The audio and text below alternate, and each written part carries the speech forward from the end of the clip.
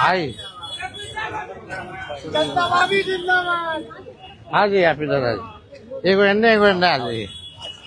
चलिए सभी हमारे मीडिया के साथी, आप सब लोगों को जो है आनंद फानंद में बुलाया गया और बड़ी खुशी की बात है कि आज हम लोगों के बीच जाने माने बिहार नहीं बल्कि देश में लोग इनको पहचानते हैं, जानते हैं। बड़े कलाकार हैं और बड़े कलाकार होने के साथ साथ एक बड़े अच्छे इंसान हैं और समाज सेवी भी हैं। तो आज आप सब लोगों को हम बताते हैं, प्रदेश अध्यक्ष जी के नेतृत्व में, अब्दुल बारी सिद्दीकी साहब जी के नेतृत्व में, पाटलिपुत्रा सांसद मिशा जी भी यहाँ हैं, लालू जी राष्ट्रीय अध्यक्ष जी से इन्होंने आशीर्वाद लिया है और ये आज पार्टी जो है ज्वाइन कर रहे हैं और साथ में हम लोगों की भाभी भी यहाँ उपस्थित है, ये भी पार्टी की सदस्यता जो है ले रहे हैं। और बाकी हम चाहेंगे कि खेसारी जी जो है आप लोगों के समक्ष जो है अपनी बात को रखें। सबसे पहले तो आप सबको दिल से धन्यवाद और ढेर सारी शुभकामना, और भैया को और हमारी दीदी को, अध्यक्ष साहब, हमारे अब्दुल बारी सिद्दीकी चाचा जी, तो सबका प्यार और हमारे सबसे हमारे अभी भी हैं जो कि हम लोगों के बड़े भाई हैं, उन्हीं के जीजा हैं, तो हमारे भी जीजा ही हुए। और हमारे चाचा मैंने उनका प्यार मैं ही नहीं बल्कि शुरू से एक विचारधारा में रहा हूँ, मैं उस परिवार का हिस्सा रहा हूँ और कोशिश भी यही रहती है कि इस परिवार का हिस्सा बन के मैं जैसे उन्होंने पूरी दुनिया को एक करके हमारी ताकत बने, उसी तरह हम पूरी दुनिया को एक ताकत की तरफ ले जाएं और अपनी पावर, अपनी क्षमता से, अपने हुनर से, अपने विचारधारा से दुनिया को एक अलग दिशा दें। जो चीज़ें हमारे बीच में अभी तक हम अधूरे हैं, मैं हमेशा कोशिश यही रहा है कि जिस तरह मैं मुंबई शहर में रह के अपने बच्चों का परवरिश कर रहा हूँ, अच्छे स्कूल दे रहा हूँ, अच्छे अस्पताल दे रहा हूँ, उसी तरह हमारे बिहार के बच्चों का भी भविष्य हमारे बच्चों की तरह तय हो और हमारे बच्चों को बाहर गांव ना जाना पड़े।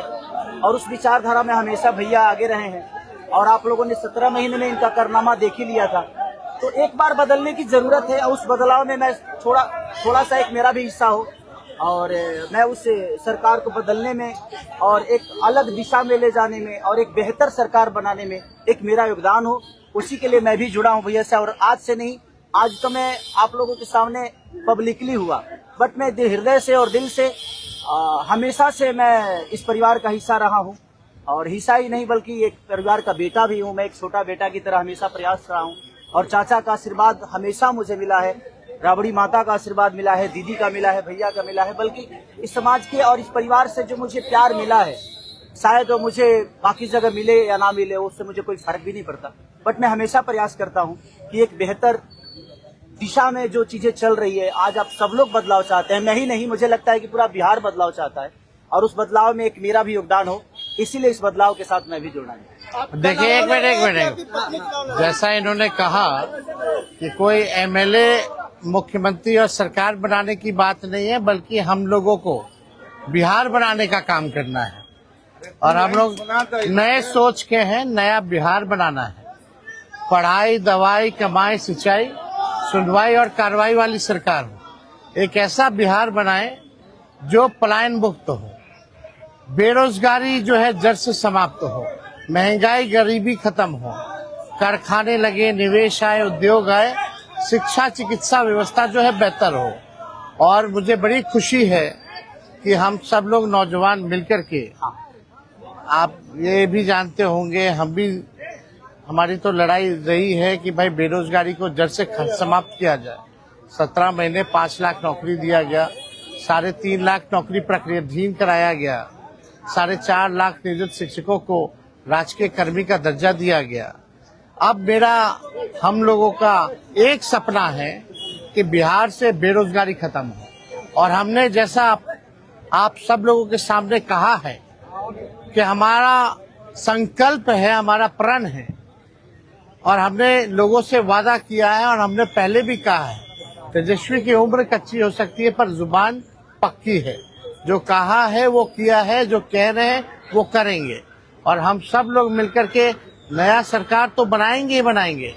और 14 नवंबर के बाद से हम आपको बता दें कि 20 दिनों के अंदर एक कानून बनाया जाएगा और वो कानून ये होगा जो हमने पहले भी कहा था, जिस परिवार में सरकारी नौकरी नहीं है बिहार में, उस परिवार को एक सरकारी नौकरी हम लोग दिलाने का काम करेंगे। ये हम लोगों का संकल्प है और इसको सरकार बनते ही 20 महीने में जो है हम लोग जो है पूरा करने का काम करेंगे। तो कोई सवाल है तो पूछ सकते हैं। जी, कल आपने कहा कि अभी तक चुनाव लड़ने की बात नहीं हुई है, हमारी पत्नी नहीं बोली है।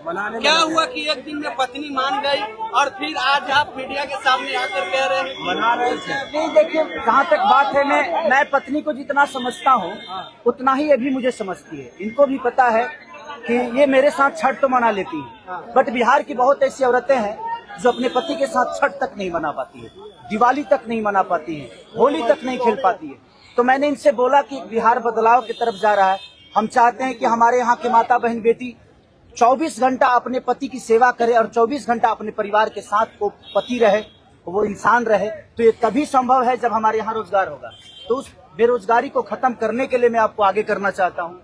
तब इन्होंने उस बात को समझा और उसके बाद हम लोग आए हैं और प्रयास है कि हर वो महिला, हर वो बेटी, हर वो बहन, हर वो भाई, हर वो बेटा अपने पिता के साथ रहे, हर वो बहन अपने पति के साथ रहे, हर वो भाभी अपने भाई के साथ रहे। तो मेरी ये प्रयास है कि आजीवन जिस तरह बाकी शहरों में लोग अपने पति पत्नी के साथ, अपने परिवार के साथ, अपने माँ बाप के साथ रह के और खुशियों के त्योहार में रहते हैं, उसी तरह हमारा बिहार भी कोई जाए ना, गुजरात के लोग यहाँ आकर काम करे, कलकत्ता के लोग यहाँ आकर काम करे, दिल्ली के लोग यहाँ आकर रोजगार करे। हम यही चाहते हैं और इस संवाद के साथ आप सबको भेज। चुनाव आप लड़िएगा या पत्नी लड़ेगी? चुनाव आप लड़िएगा या पत्नी लड़ेंगी आपकी? ये लड़े चाहे मैं लड़े, अर्धांगिनी है ना, एक ही बात है। देखिए, जीवन में पति पत्नी का जो प्रेम होता है ना, वो दुनिया में उससे बड़ा प्रेम नहीं है। माँ बाप के बाद अगर कोई संभालता है किसी बच्चे को, वो आपकी अर्धांगिनी ही होती है। तो मैं लड़ूं या ये लड़े, बात एक ही है। आरजेडी आपने क्यों चुना? आरजेडी बता तो दिए सर, एक ही चीज में जहाँ बदलाव होता है वहीं मैं रुकता हूँ, वहीं रहता हूँ। अब शहर में हर जिला में जाऊंगा मैं। आप हर जिला। चलिए, सदस्यता जो है ज्वाइन करा, चलिए आइए।